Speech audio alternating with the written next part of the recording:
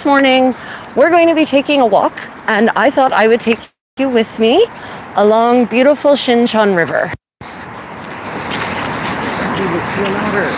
Yeah, if we're lucky, we might see an otter. Unfortunately, in the 2 years we've been living here, or traveling in and out of here rather, there's been 2 otter sightings.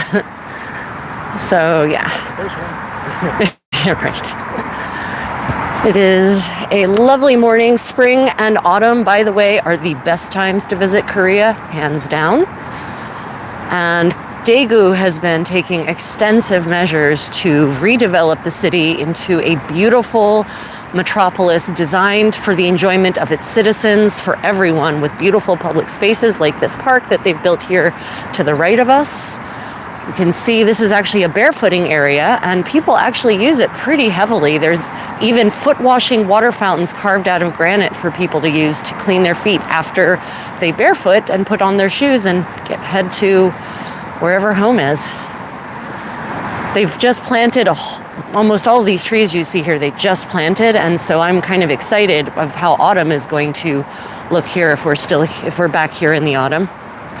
And a bunch of them are also cherry trees, which means next cherry season will be magical here along the river. But it is currently azalea season, which if you look over on the other side of the river there, you can see a thicket of beautiful multicolored azaleas. Maybe not, but yeah. Okay, just we'll see them eventually. take my word for it, they're there. Pass them when they cross. We'll be able to show them the fishies maybe. Yeah, the river is definitely, we've been living on and off in Daegu and visiting Daegu on and off for over 10 years now, so we've really seen the city develop. And this river in particular used to be almost devoid of wildlife, and now it is thriving with it. Of course, I look out and I don't know where all the waterfowl are. There's a duck. No cranes today so far, but I'm sure we'll see them. We're actually walking to a destination this morning, not just a casual stroll out and about, which is one of the wonderful things about Korea. Generally, you can walk most places because there are paths that have been set up for walking and biking. Tell them how far we're walking. Oh, we're walking 6 kilometers this morning. So that's like 4 miles for our imperial friends.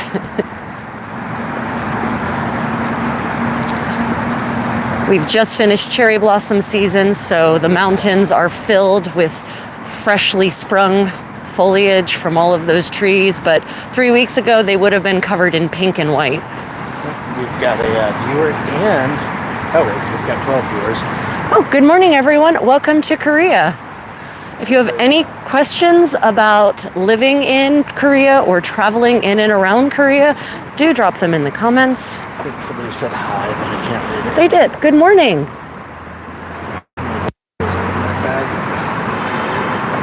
Chat filter. All messages. Sorry, we had to change the chat filter so we can actually see what everyone is saying. Yeah, good morning, everyone. Oh, and there's more. Oh, there's my glasses. Now I can actually read what you all say. Oh, we have been to Asturias, actually, and we loved Asturias. We were in A Coruña. Beautiful place. It was even in the driving rain, and it was raining. Oh my God, was it raining? Like torrential downpours. It was still beautiful. Can recommend 10 out of 10. Yeah, so here's an example of some of the many beautiful waterfowl that inhabit the river around here. They are quite lovely.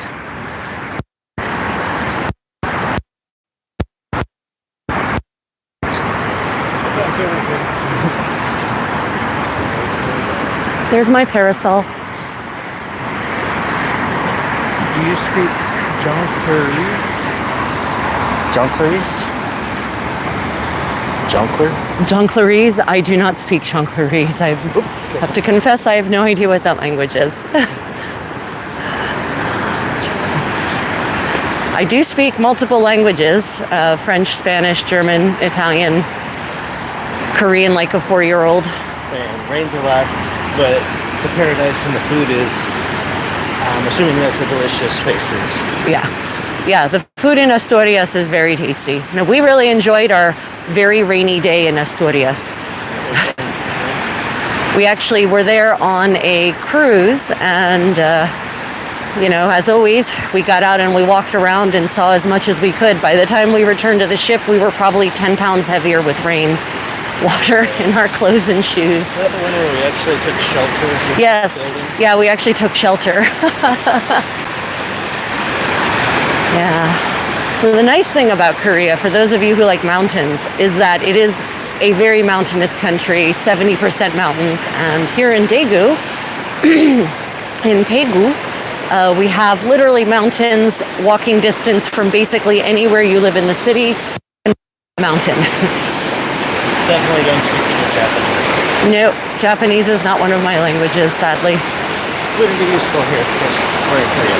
Yeah. In fact, it might be slightly triggering if anyone's familiar with the history of the Japanese occupation of Korea.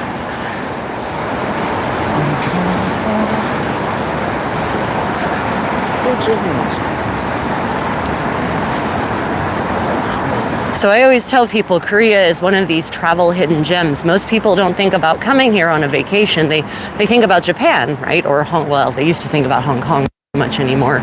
Or Thailand, or Vietnam and Cambodia are higher on people's lists of places to visit than Korea is, which is crazy. Because Korea is safe, it's clean, it's beautiful. You can see everything. The food is delicious and inexpensive. Lodgings are inexpensive. Transport, public transit everywhere, trains and buses, easy to use, inexpensive, run frequently. Taxis are cheap.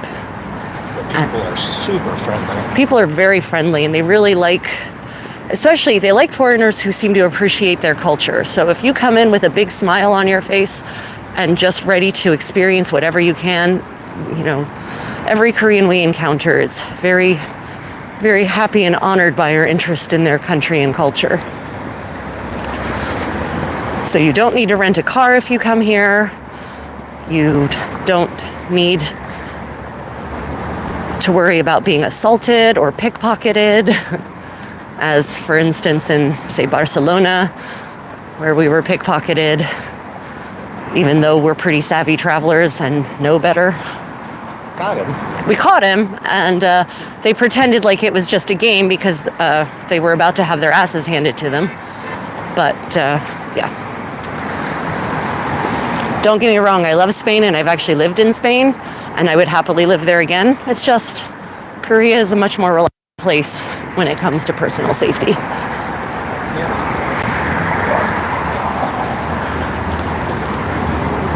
You get ahead of you. Morning.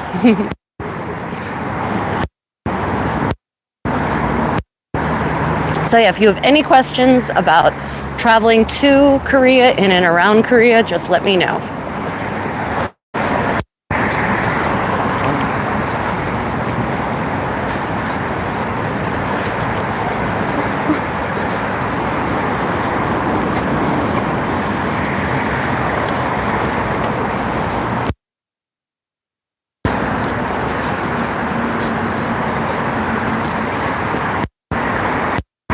Are there any more comments?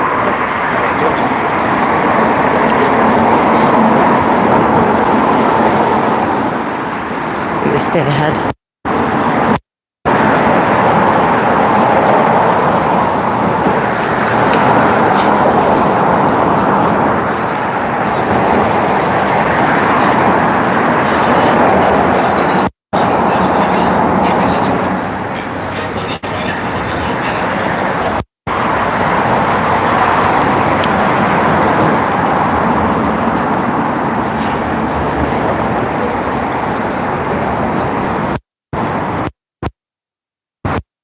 And now down and across the stone step bridge, which I just love. They put these in all the Korean rivers, streams.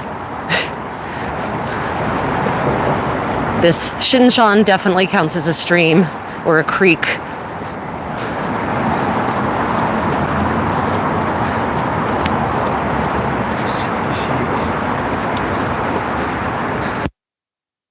Fish there are in this. Yeah, the river is definitely very healthy. Lots of fish. Normally we have a lot more water birds, but I guess they're still They're still sleeping off their night of avian revelry. It's actually a little warm this morning. The sun is melting off the evening dew. Yeah, spring and autumn are the best times to be in Korea. Winter can be brutally cold and dry, and summer is a hothouse.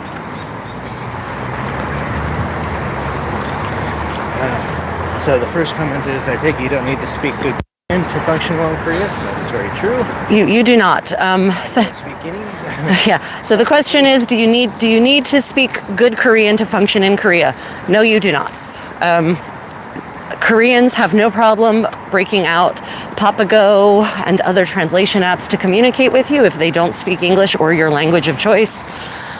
Almost all of the signs are in Roman character, in the Roman alphabet as well as in the Korean alphabet, so you can read signs. And when it counts, talking about tourist places, everyone speaks enough English to communicate with tourists and Korean speakers in a Azalea. So no, you do not need to speak Korean. Of course, I still recommend, out of a sense of politeness, that you learn the basic greetings. 안녕하세요, nikashipshio, hello and goodbye, how to say thank you in maybe several different ways, right? And I will tell you, it's sort of sad. The Koreans' level of expectation of foreigners speaking Korean is pretty low, so they're excited if you can just say thank you properly. Hi, Susan. Susan, good morning. And somebody said that they love the bridge. Yeah, the bridge is pretty cool. I like to actually I'm not wearing hanbok this morning. Katie Flat. Oh, Kaylee, thank you for joining us. She's one of my super fans. Yeah, I should have thought about it, everyone. I would have dressed in hanbok to be a little more Koreanly scenic. And I love crossing that particular stone bridge wearing historical Korean clothing. It just feels right. Yeah. It looks pretty good, too. Yeah. So for those who are just joining us, it is azalea season. And so up here on the left, we have a whole bank of fully flourishing azaleas. Bright riot of colors. This is flowering season. So basically, starting in about February, we start with the apple blossoms, and then plum blossoms, and then cherry blossoms, cherry, and now we have azaleas are edible, by the way, and they are also ground up and used to pink or red colors here in Korea, specifically rice pancakes. This is the flour rice pancake season, hwajang nori, and they actually make rice pancakes unleavened, dyed with different kinds of flower blossoms that have been ground up. And then you put a little flower blossom on the very end of the cooking so that it actually presses into the pancake and becomes part of it. And then pressed with a bit of honey, and you're supposed to eat them in the mountains, surrounded by fresh air. It's a wonderful experience if you can get here in time for hwajang nori season, which is now. We can go again. Yeah, well, unfortunately this year it was held it wasn't held. No, it wasn't held because of the forest fires. Oh. It got canceled. For those who don't know, there were terrible wildfires a couple of weeks ago here in South Korea and they were triggered by the most unfortunate thing. A family had gone to their family tomb in the mountains to perform the ancestral rites for their deceased, and they left incense burning, and the wind carried sparks from the burning incense into the trees, set those on fire, and then continued to carry the sparks from mountain to mountain to mountain. And before you know it, the entire place was ablaze. It was tragic. This 8th century Buddhist temple was burnt down. So now the Koreans are running helicopters through the mountains pretty much everywhere on a regular rotation to keep an eye for incipient fires to prevent that same thing from happening again. We had a very dry winter, so things were much more flammable than maybe they should be. So this mountain here to the right of us, this hill, it's a hill. This was actually a fortress in the Joseon dynasty. And there's remnants of the walls up there under all of that foliage. And you can just walk on it. it's not in any good state of preservation. It's literally now a pile of masonry, but pile of rocks, basically. And if you don't know what you're looking for, you might not realize those are not naturally occurring. But, this used to be the outpost from the city, and they would keep an eye, looking down the river, because, of course, rivers are some of the only flat territory here in Korea, which means that, how an enemy is going to approach. It's going to be through the riverbed, along the floodplains, basically. Because only armies that wish to die, or I guess belong to Hannibal, actually go over top of mountains. Alexander the Great, but also he had the same issue of not making it through the Kush Mountains, the Hindu Kush.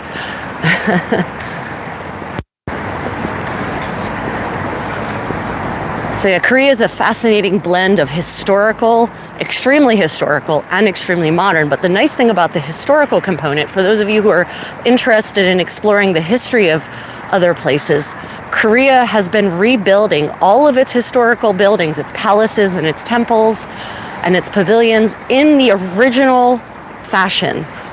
Brand new, because they were mostly destroyed either by the Japanese 500 years ago or during the Korean War, so the Chinese communists during the Korean War, and they had to be rebuilt. So they have been rebuilding them. So you can actually see what medieval palaces looked like when they were brand new.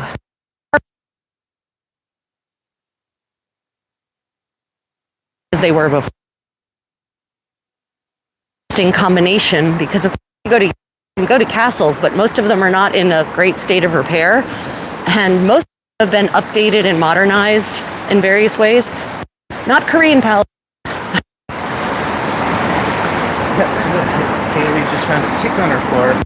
Any bugs we have to... So ticks are not really a problem here. I don't know why. Are you okay, everyone? Cameraman. River. Yes. I think there's nothing really dangerous here. The most annoying thing in the summer is the mosquitoes, for certain. Yeah. But they, better or for worse, so it could be. There are hornets and wasps, but I've never been bothered by them. Yeah, no, not really. So there isn't really much danger here. There are some venomous snakes, but don't. Very rare. Very, very rare. I encountered a disproportionate number of them, but that's We're up to like 4. that's possibly because we go places humans usually go, because that's the style of travel we do. There's meanest plant they have here, stinging nettle, but I haven't actually ever seen stinging nettle. So yeah, you can wander through the forest pretty safely. There used to be boar. There used to be Korean tigers, actually. The Korean tigers were hunted extinction during the Japanese occupation. Long existed. Isn't no big predators here. There's no mountain cats. There are vampire deer. Oh, there are vampire deer. Yeah, go look up musk deer if you want to see what we're talking about. Vampire deer.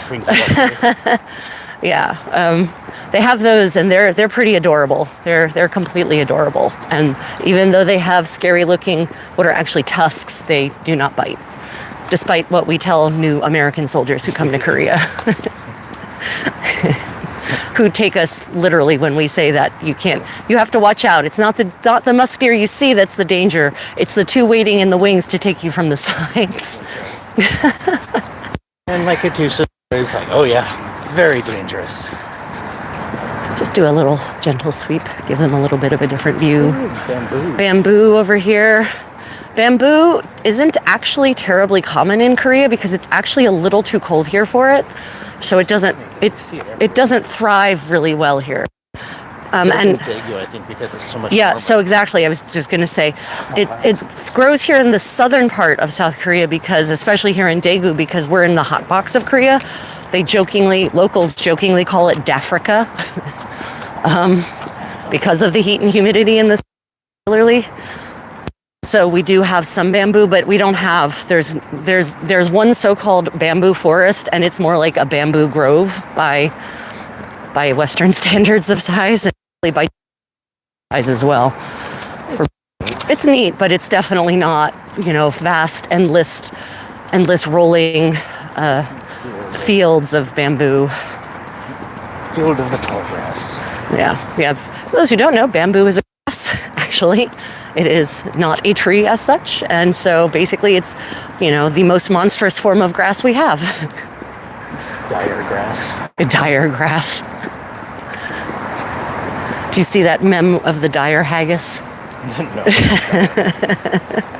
So with the Scots. Scientists are trying to bring back to life the dire haggis. Because they brought back dire wolves recently. So it's morning here in Korea, so I thought I'd mention some key differences in eating habits between the West and Korea in particular. So if you want a morning coffee, you're not going to get it here. You have to fend for yourself.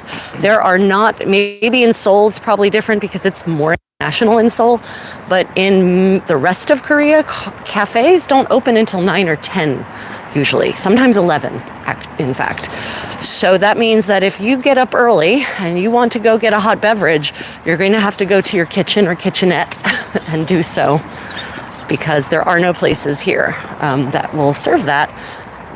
I mean, yeah, you could probably go to a convenience store and get something that's kind of sad, or one of those pre-made cold iced coffees that are in a can or something. But if you want to go to a nice cafe and sit down and enjoy a hot morning beverage, you're going to have to wait until 9 to 11 a.m. depending on the cafe.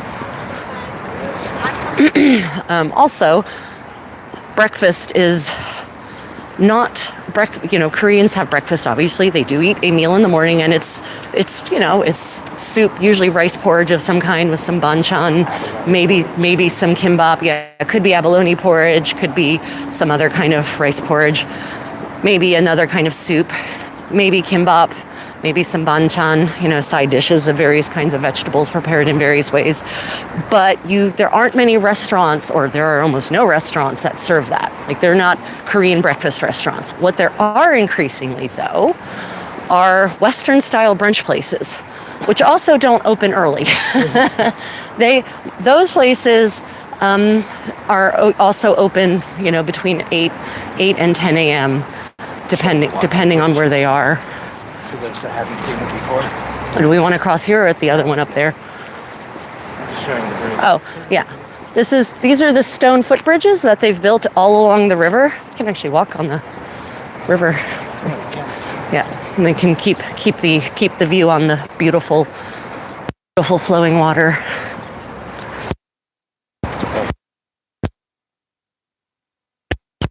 It's there. Apparently, it is froggy sex season. There it is. Oh yeah, look at that! Wow, that was a biggie. So, it's funny how people talk about how noisy the cities are, but I'm going to tell you, the countryside is where the real noise is, and Korea is no exception. Korea in the summer in the country is a cacophonous concerto of frogs attempting to out-sing each other. Plus, the usual nighttime bugs that make noise. And birds, but not at night usually. Although they do have owls here. That is true. And of course, birds of prey. We have beautiful birds of prey. Ooh, there's a little bluebird. Look at that guy. Wow. Kingfisher. That is. Wow. Oh, I don't think we're going to be able to. You can't zoom in, unfortunately, with that camera. Maybe he'll fly back this way. So we've just spotted a bright blue kingfisher, which I have not seen before here on Sincheon. That's your second one? It's my first one, and he is bright blue, like radiant. Oh, look at that, with that beautiful yellow chest. Yeah, he's just flying away. Wow. That is a stunning bird.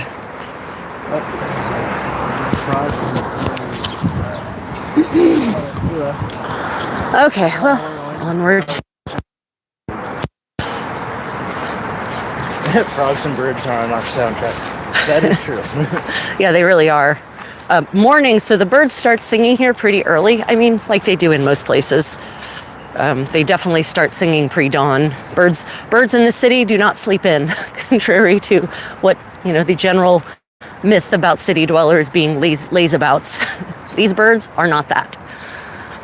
And birds here in the city in Daegu have absolutely adapted to humans occupying their space, and so they will go to cafes. Birds know to go to cafes where they can snag that also taste good to them, apparently.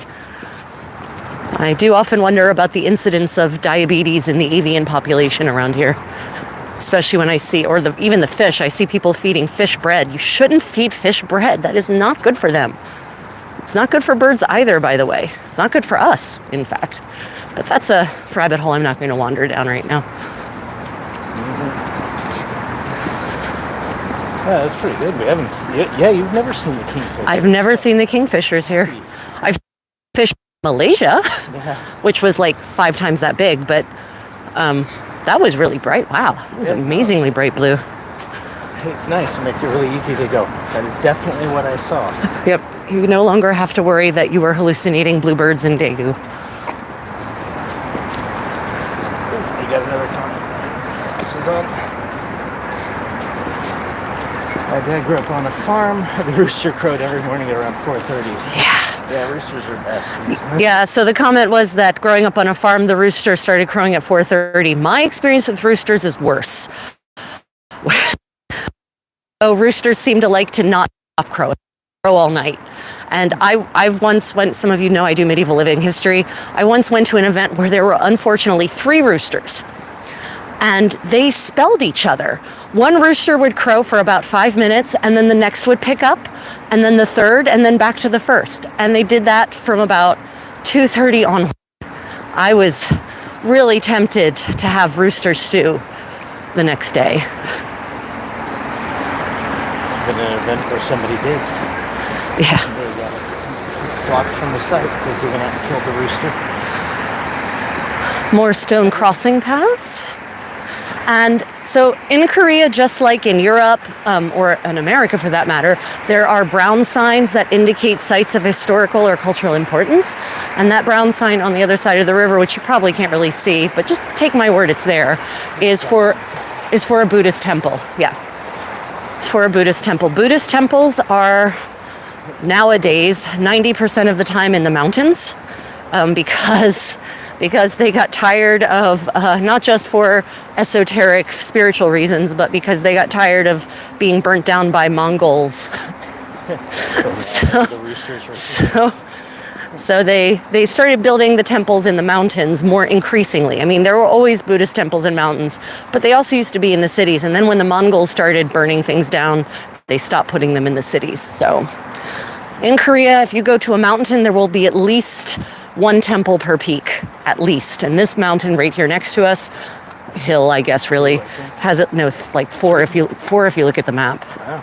Yeah. Comment about the rooster. They were singing.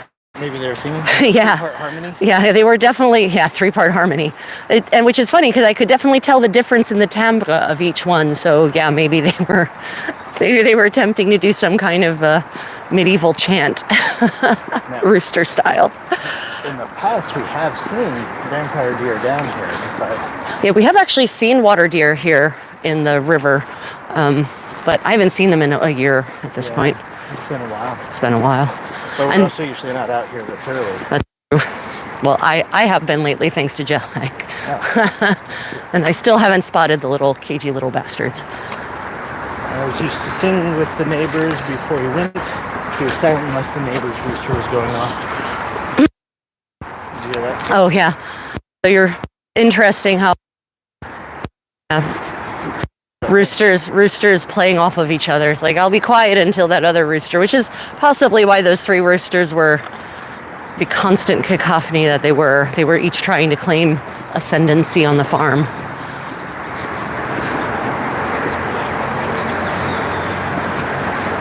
So another nice thing about Korean public spaces is the public spaces, I don't mean just regular streets, not necessarily, but parks always have bathrooms. They're free and they're clean. And they have toilet paper, and they have soap, and they have typically, and they have seats, which for those of you who've traveled in certain parts of the world, you know that public toilets don't always have toilet seats. So you never have to worry if you're in a park in Korea about a restroom. And they often, the newer ones especially, play nice classical music when you go inside.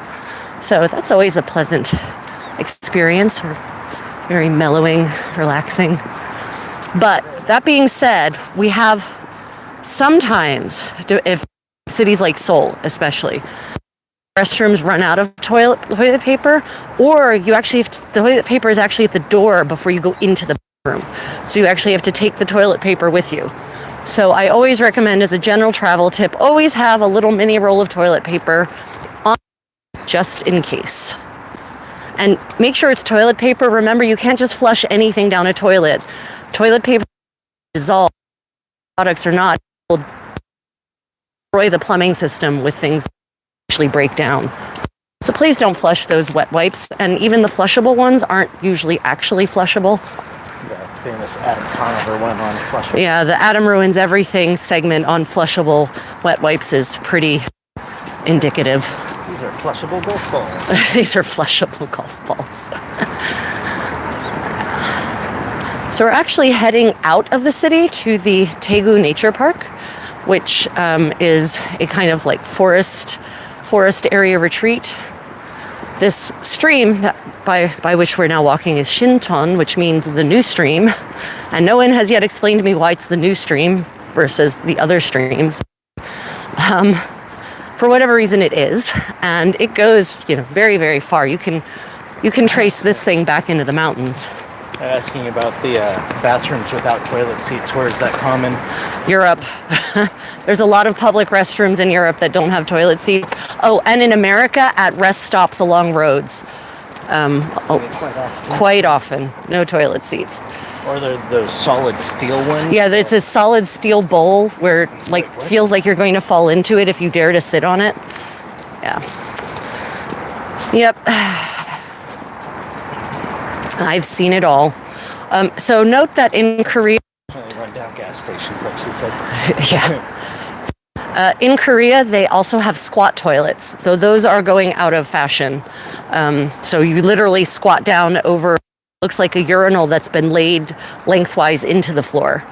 And that is, according to what I've actually discussed with experts of human anatomy, that's actually the way more ergonomic way to evacuate your system, by copping a squat, than actually sitting down like you're sitting on a seat. That being said, you may imagine some concerns with being able to do so in a totally clean fashion. And so Koreans are increasingly, well, actually dress would make it easier because you can just lift everything up, right? And so copping a squat is much easier if you're wearing a dress. Take it from me. Pants make it real. Anyway, so Koreans are increasingly moving away from traditional Korean ways of living and existing. So restaurants decreasingly have floor seating, increasingly Western-style chairs. There are now restaurants that have no hot toilets. When we came here 10 years ago, they all had both. And some, but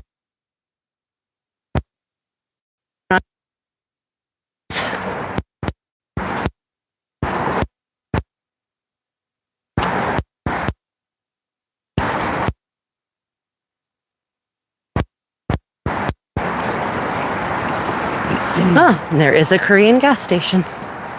And there are some of the bathrooms that we've been discussing. Nice public restrooms. And the public restrooms always have an accessible toilet, especially the new public restrooms. Like the ones built 20 years ago, maybe not so much, but the new ones always do. And they almost always seem to play classical music. They always seem to play classical music, yeah. You walk in.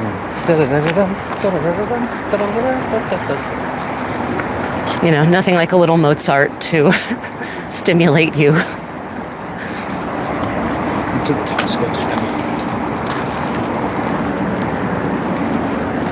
So people who haven't been to Korea in 10 years, or even just a couple of years, are generally shocked at the transformation, because there has really been a rapid redevelopment of the country in its state of stable democracy and affluence.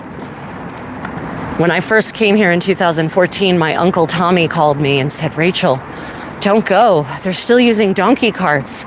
I said, "Uncle Tommy, you were there in the 70s. It's changed a lot."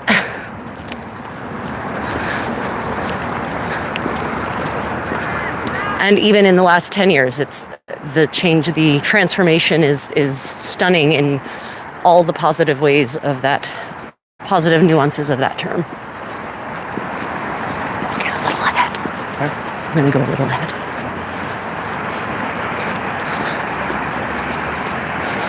So up here on the right side of the river, they actually built an otter refuge, series of little pools and caves that are designed specifically to house otters in the hopes that otters would take root there. They sadly have not yet. We haven't seen any. We can cross to that side of the river and show them the otter homes. Oh, or no, we can't. We missed it. There's a path right across right there. Oh, okay. We don't normally walk over here. So all of these hills and mountains here are covered in curated trails. And there's signs pointing you where you need to go, how to get to the next point on your hike, even the distance, although the distance may or may not reflect reality. So if you like hiking, Korea is the place for you.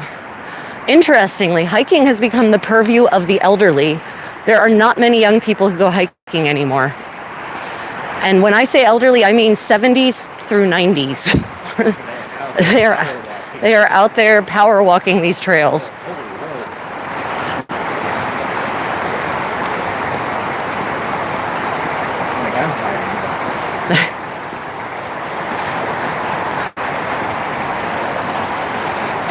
Bad when you're walking up a hill dying and little old Korean woman is. Yeah, we were once walking up a mountain trail in Seoul, right outside of the Gyeongbokgung Palace, actually. And my poor condottiero, the cameraman here, was walking up there were stairs actually up the mountain, and he was gasping for air. And this one, she must have been an octogenarian. She comes down the stairs in each hand and is just laughing at him mercilessly. Pointing and laughing. Pointing and laughing, in fact. Now, I've got to give you some context. Octogenarian Korean women have lived through some of the worst kinds of misogyny and abuse that you can imagine. So it's okay if she points and laughs because, you know, she probably feels like she's getting a little bit of karmic justice. She was going down. I was going up. Yeah, she was going, but she was going down. It meant she had also gone up. So because there was that mountain doesn't have a cable car. A lot of mountains, the famous mountain peaks in Korea, do have cable cars for those who don't want to actually hike to the top. And younger Koreans don't want to hike to the top. They will generally take the cable car up and back again. For me, the hike is part of the joy. You know, if you get to the peak by taking a cable car, what fun is that? But that's just me. It is, yep.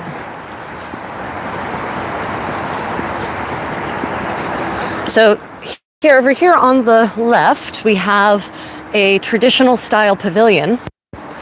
And if you see pavilions like this in Korea, raised off of the ground that way, you are supposed to take your shoes off before you get up because you're actually supposed to sit.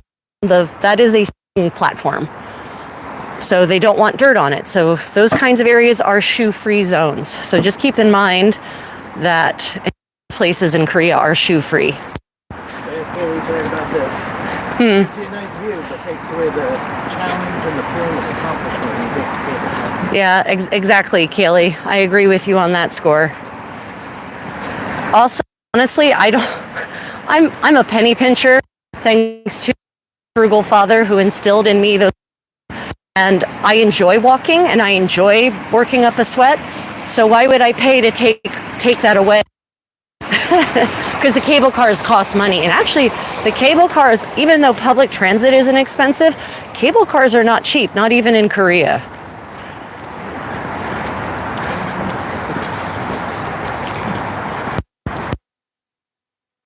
and sometimes they're late, depending on how big a peak is. Keep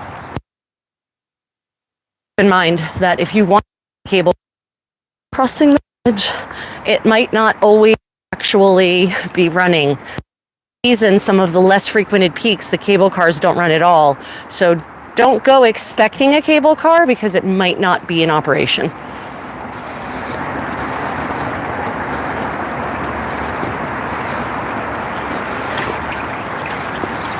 Yeah.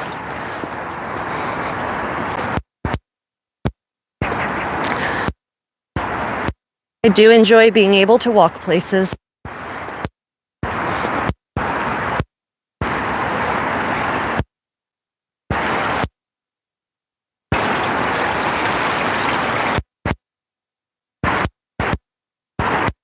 So if you're joining, if thumbs up, I have this kind of stuff and repeat it often. So any questions about traveling or in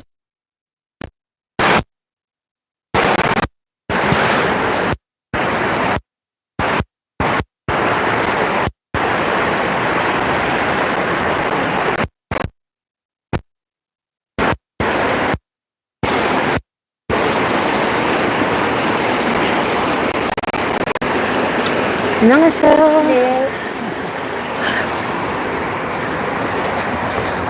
So this lady is collecting plastic bottles from the river. That's pretty fantastic.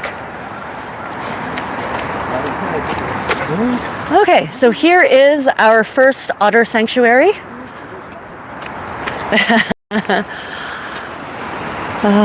Sudal is the Korean word for otter. And yeah, that shiny otter over there, that's not a real otter, that's a sculpture. It's a statue. One of these days it's going to move and we're like, what? Yeah, but they built these out here sort of at the end of the river. Well, end of the river relative to the city's part of it.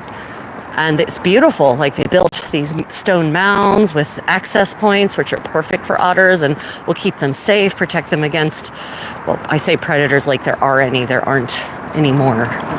The worst, yeah, I was going to say the worst predators, in quotes, for otters here are cars, actually, because they tend to try to cross roads to get from one body of water to another, and they end up dying, poor things. But they did build these beautiful ponds for them. Plants growing on the wall. It's plants growing on the wall. Yeah. Say that. Oh, those are plants growing on the wall. Those are vines. And in the autumn, those will turn bright red. And for Susan, how deep is the otter sanctuary? It's like, yeah, I mean, the water in the otter sanctuary looks like it's about 1.5 feet deep, so like 0.5 meter deep, roughly. But yeah, I mean, it's literally the river. They just have to go up over the berm and they're in the river. So this area was built specifically to be a habitat, a residence, shall we say. You talked about how there aren't really bad plants in Korea. You remember the burrs right here? Oh, right. Well, bad. Yeah. So, oh, they did. They mowed it. Wow, we can actually walk along it again. Yeah. There are plants with burrs. Not bad. They're not going to make you bleed, but you'll spend an hour picking them out of your clothes. Grasses that have burrs.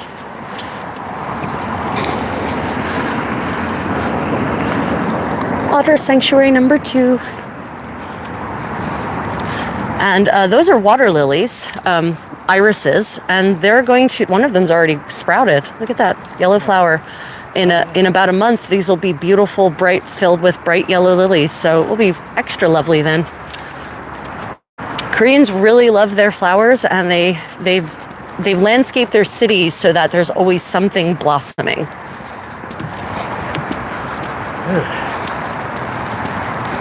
Do we want to take them into the city? Well, might as well. I mean, Korea isn't just nature after all.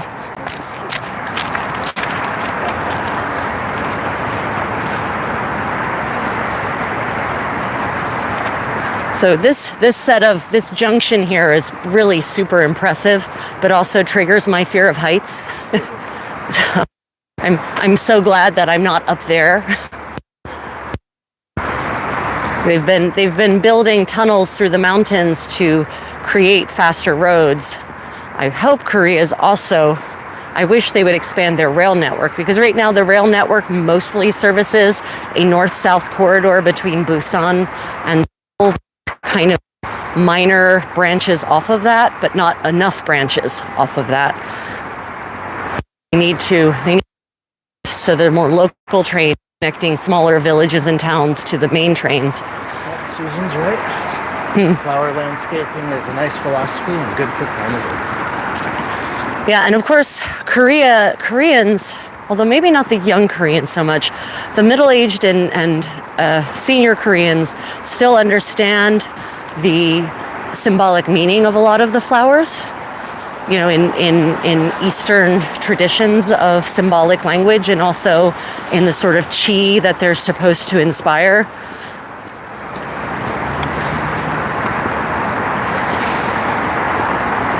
And this is something you will see elderly Koreans, especially who live in small apartments, will bring old office chairs or computer chairs out to spots like this, so they can basically kind of have their own little outdoor enjoyment spot. Although why it's under this not exactly peaceful interchange, I don't know. Shade. Oh, shade, right, okay, that makes sense.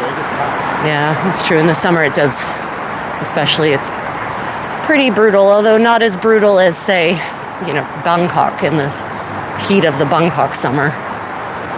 Although this summer it did get hot enough in Daegu that we did go to Thailand the first week in September to go to a place that was cooler. I have a travel vlog on that channel. Beautiful Meridian vlog about our Vietnam air flight from Busan to Hanoi.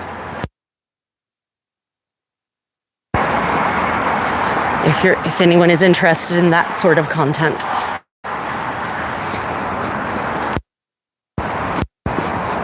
Pretty mountain view in the misty morning over there. So these are all brand new apartments here, and it's a whole complex. That's why it's consistent with itself. And so there are playgrounds and parks that are part of these complexes, barbecue areas, sometimes swimming pools, outdoor workout areas.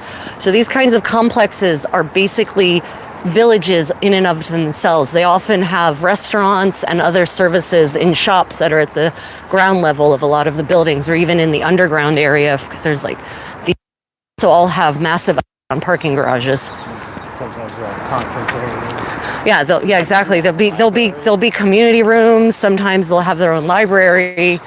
So yeah, these new complexes are basically an entity of themselves. I saw people the other day listing this. Anyone know what these blossomed plants are? Tell me, because several Koreans here exactly, and I obviously, for some reason, I'm assuming to consume it, eat it in some fashion, but.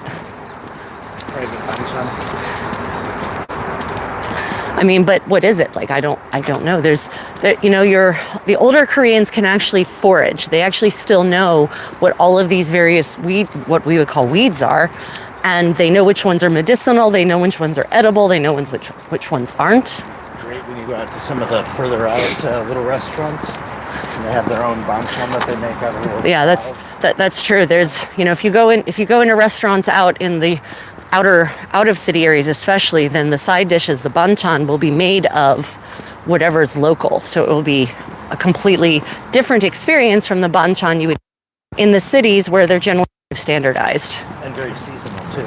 Yeah, and if you go out of the city, then the banchan will definitely be seasonal, because it will be based on what is growing in the moment. And there are actually farm-to-table restaurants here in Korea. We have been to some of them, and yeah, amazing. Remember when we went to Daegu and the surgeon? Yep. Yeah, that was some delicious eating. Unfortunately, Korea has also fallen prey to the corn syrup, refined sugar, industrial oil trend. But there's, that comes from the Korean wartime. But now there is a counter movement for more traditional, healthy, natural foods, slow foods. So you are starting to see things prepared using healthy, nutritious ingredients again, components again. But, if you go, your average restaurant is probably, things are going to be sweetened with oligosaccharides, which is basically like corn syrup. And, it's going to be fried in some kind of industrial oil that's not really good for you. Whereas, the traditional oils here are, cooking fats were animal fat for frying, and, sesame oil for dressing things. We got a big comment in a sec. So, what does the agricultural side of Korea look like? Is there a healthy amount of farmers, or is it dying off over there, like it seems to be in the States? I work with farmers, and it seems to be dying. Yes, yes. So great comment about the farms, and great question. It's a complex situation. So young people don't want to farm anymore. When we first got here. Yeah, when we first got here 10 years ago, everything was a farm. Everything was a garden, everything was a farm, every patch, like see these little patches of dirt here? Those 10 years ago, those would have been plants, vegetable plants. Somebody would have been growing something there to eat. But as that generation has died off or become too infirm to farm, and farms have been getting sold off and being developed. So young people do not want to farm. It is a big problem here in Korea. There are an increasing number of ecotourism farms, though, which is an interesting concept where you pay to go and work on the farm and have the so-called farm experience. You get housing as part of your fee. They feed you, but you're literally paying to work the farm. And even young Koreans seem interested in that. Like they want to experience it on a weekend occasionally. They don't want to work it forever. I don't know how sustainable that is as a long-term agricultural model. I don't think it is, actually. Well, I mean, in the 10 years or 11 years that we've been here, the amount of farmland that's gone the way of high-rise. That's what I said, that the farms have just, they've gone from beautiful rice paddies to, like this. These were probably rice paddies before, in fact. And now they're apartment complexes. So it is a problem. There is a decreasing amount of agriculture in Korea, and the government is trying to figure out how to counter that. A lot of agriculture here is in greenhouses, which is a good thing for many reasons. One, it reduces the amount of water that needs to be used. It reduces the pesticides and fertilizers. In fact, a lot of greenhouse food is chemical free because it's protected against blight and insects and whatnot.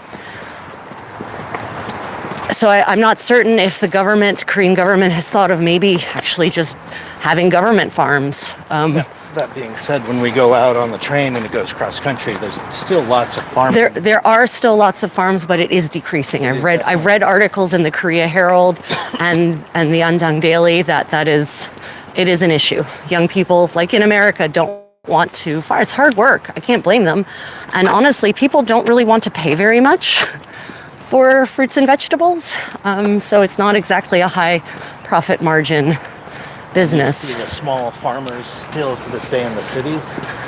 Selling by the tiny. Yeah, at the markets, on this, we're still there are, farmers market is a strong word because that implies some kind of organization. Literally, farmers will take their goods, mostly very elderly women, take their goods, their produce from the previous day, and set up a stall on the sidewalk. It's too early, unfortunately, to catch that in action. Maybe on the afternoon walk. They'll sell it. They'll sell their goods literally on the sidewalk.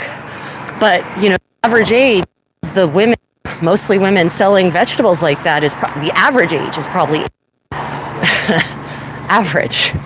So it is, I'm not certain if the upcoming generation of Koreans is yet interested enough in a country lifestyle in order pick up the mantle of farming the way there is, there's an increasing number of young people in America interested in, organic, small scale farming. Not enough, but more than there were, say, 20 years ago. Do you know which way we're going? I think we're going this way. Yeah, we've done what we call reaching the end of the sidewalk, at least this part of the sidewalk. So now we're kind of actually going into slightly unknown territory. I mean, we're basically going to keep following the river. I just don't know exactly.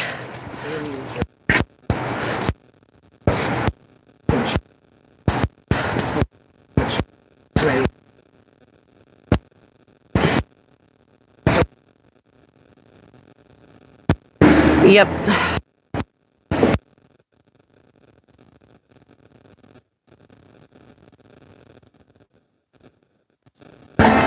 Ridiculous. Yeah. Okay, well, we're going to go.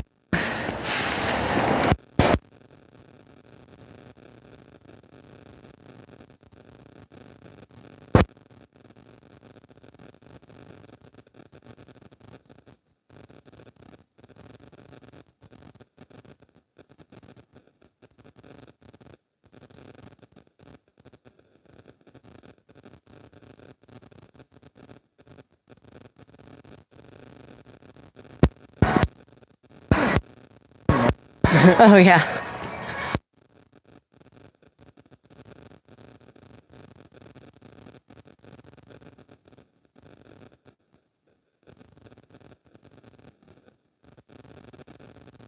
Grocery store.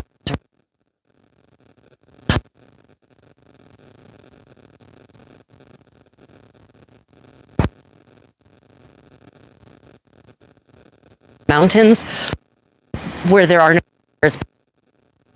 resources. Doesn't make it a food desert.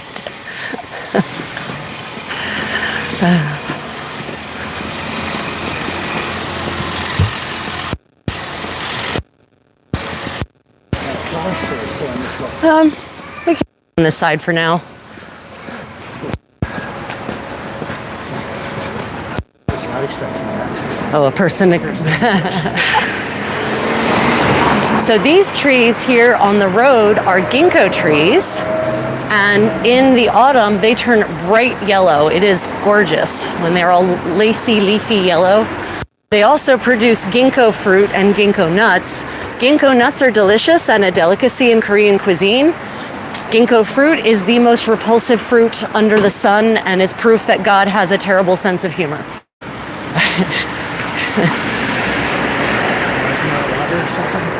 No, I'm good. We're not too far away. I mean, do you want to carry a water? Oh, then let's get some water. Okay, yeah. Okay, so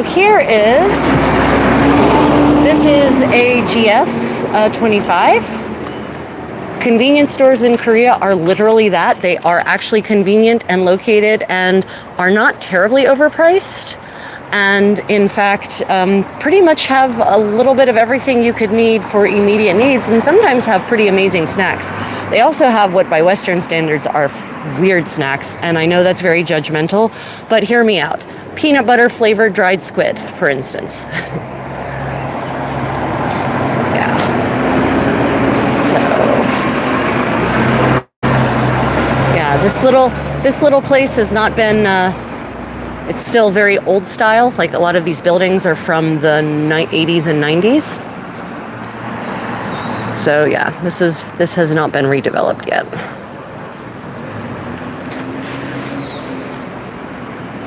Yeah. Okay, well everyone, we're about to... Oh, 2+1. So 2+1, if you see 2+1 in Korea, that means you buy two, get one free. Or 1+1 means buy one, get one free. So if you ever hear a Korean say 1+1, it means buy one, get one free. And they don't say BOGO. Yeah, no BOGO here. 1+1. Oh, well, this coffee place is open. Here I talk about coffee places not being open, and then we pass one that is. Well, that's not normal. But that could be because this is actually a sleeper town. So probably a lot of these people... Ooh, here's a plant place, Kaylee. This is actually a plant store. So here are beds of various kinds of plants and vegetables actually ready to go.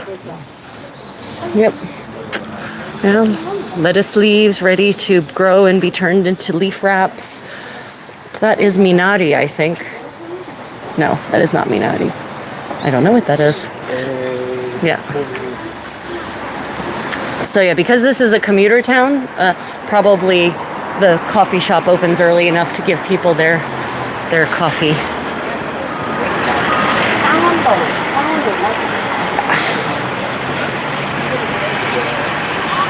Ooh, it's a dumpling. It's a steam shop. See, steam trays for dumplings. Yeah, mandu shop.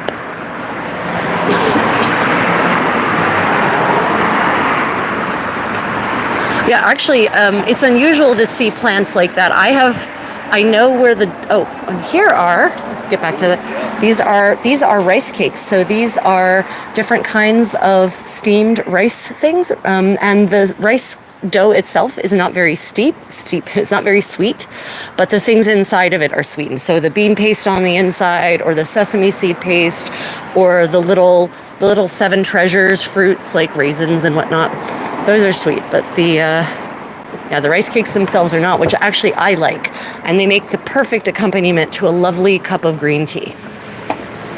They tend to be for festivals, is when people usually eat them at celebratory times, because they're kind of considered a luxury item, historically at any rate. Kimbap shop that's not open.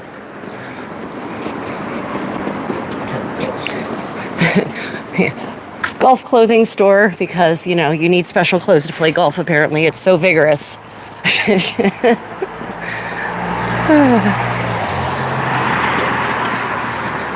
Steamed gachang.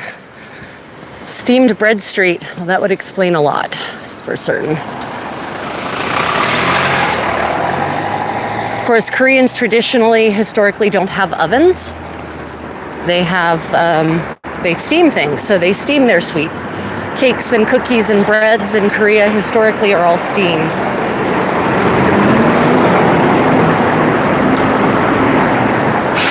Of course, even this sleeper community is not immune to the Korean beauty trends.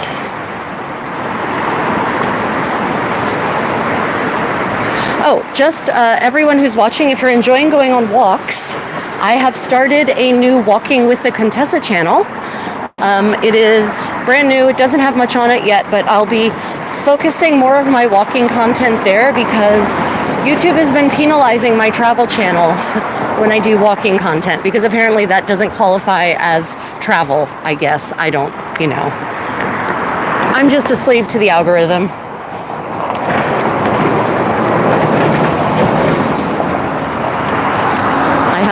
I think we should go, handsome. We're going to be here for a while. Yeah. So just so you know, Walking with the Contessa. You got a longer comment here.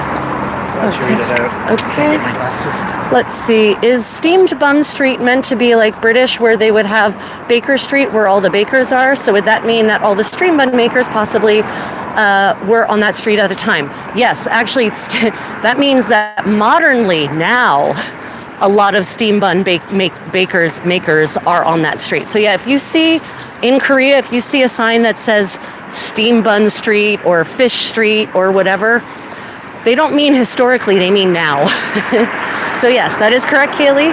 But in the sense of right now, this is the place people know to go for their steamed buns. And Koreans generally really like having things in neighborhoods. Oh, I know what that is. That's the dam for the lake. Oh yeah, that's the reservoir. Yeah, right. So they really like to have their neighborhoods of things. It makes shopping easier, right? You can comparative shop really easily. Yep. And young Koreans especially will go and, they'll go and like celebrate there. They'll go and hang out there. Street food is definitely still very much a thing here. Yep. I think Thailand's got the beat on the street food, but just barely. I think, well, they've got more street food, whereas here they put street food all in markets. Yeah. We're still on the street technically, but yeah.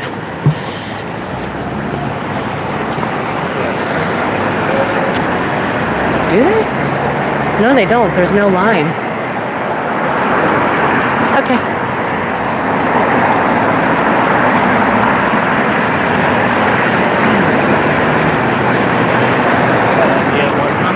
Yeah, Kaylee says, I think that's really smart.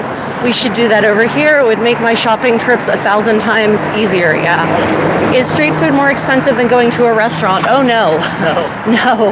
Street food, in any place in Asia, street food is the budget traveler tip.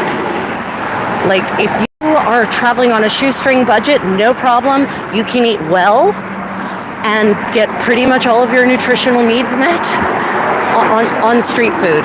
In Korea, the restaurants are not that bad at all for price. Well, yeah, but I know, but street food is still cheaper than restaurants. Street food. Yeah. Gorge yourself. Yeah. So definitely. Let me see. Street food is, and you'll see students, poor students, eating street food. You'll see, a lot of street food vendors will often set up outside of schools because they know when the school breaks are, and then children will go and get tteokbokki or other childhood favorites from them. Tteokbokki are the rice, the chewy rice dumplings, and usually nearly always served in a spicy and sweet red sauce.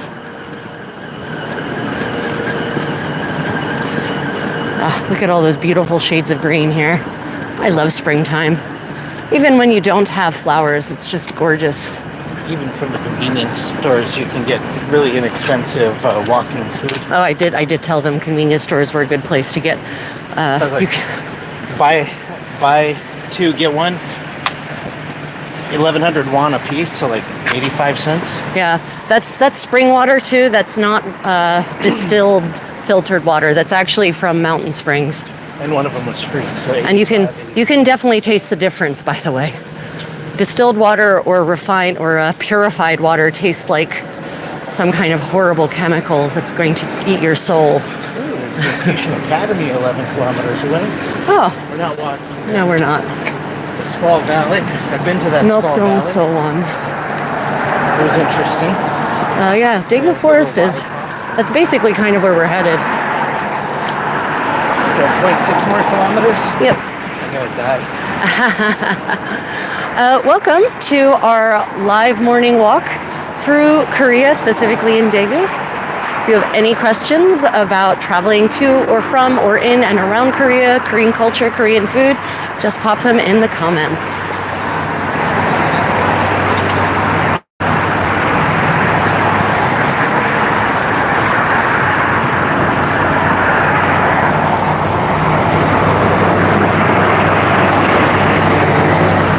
This is a factory complex here. Or maybe not. Or college, sorry. Did I say factory complex? I think it's a VOTEC. It's a technical VOTEC school. Yeah. Really pretty grounds.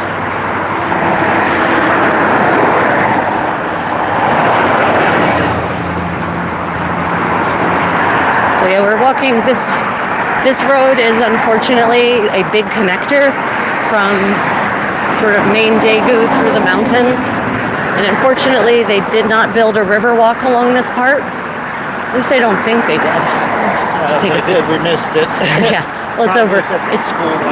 It's right over there. Yeah. Mountain view.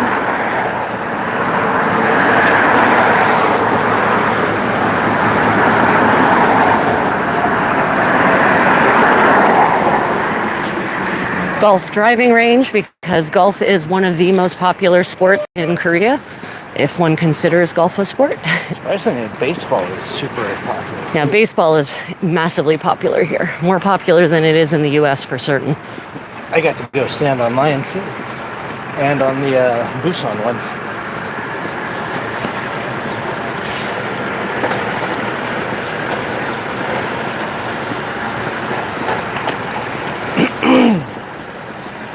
More flowers. Smells sweet too.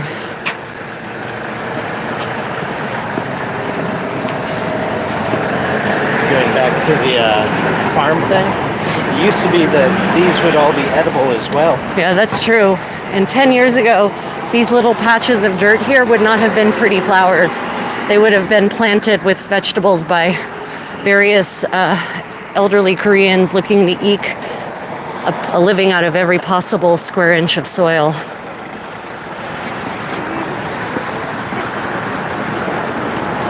Yeah. Okay.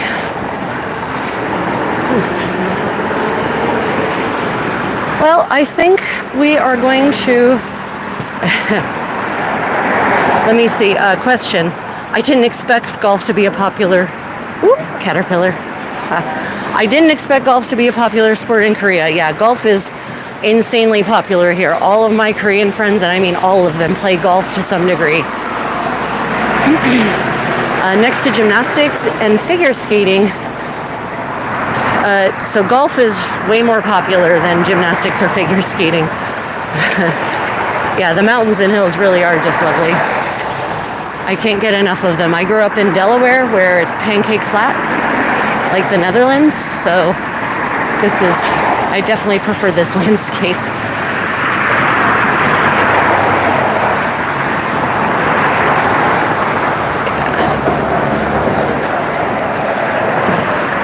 You worried about them turning? I was. On the other hand, they still have the come ahead green. Well, here's an older apartment complex. Yeah, so, this is what buildings looked like when they were built 20, 30 years ago. Now they got the turn. Yeah, now they've got the turn. And when this apartment complex was built, this was probably one of the few things out here. Yeah. And then over time, services were built to support it. Okay, hold that. Okay. Well, everyone, thank you for joining us on this walk. Are there any last questions before we part ways? There's the cameraman number one. Yeah, we're heading towards the Daegu Nature Park where there are animals, and we'll be doing some coffee dyeing apparently. So that will be interesting. There we go. We'll be doing some coffee dyeing and then having some traditional Korean lunch. I hope it'll be traditional and Korean at any rate. We'll see. It's the Daegu International Women's Association who's organized it, so we'll see. Yeah, thank you, Kaylee. Thank you, Susan, for joining in. It was lovely to have you on this walk, and I look forward to seeing you. There will be a live stream on my Creative Contessa channel on Saturday morning or Friday evening your time, as per always. Wow, that person's going to get sideswiped. And I might be doing something spontaneous tomorrow as well. Okay, everyone, have a fantastic day. See you later. Stay creative, and may your travels be unexpected.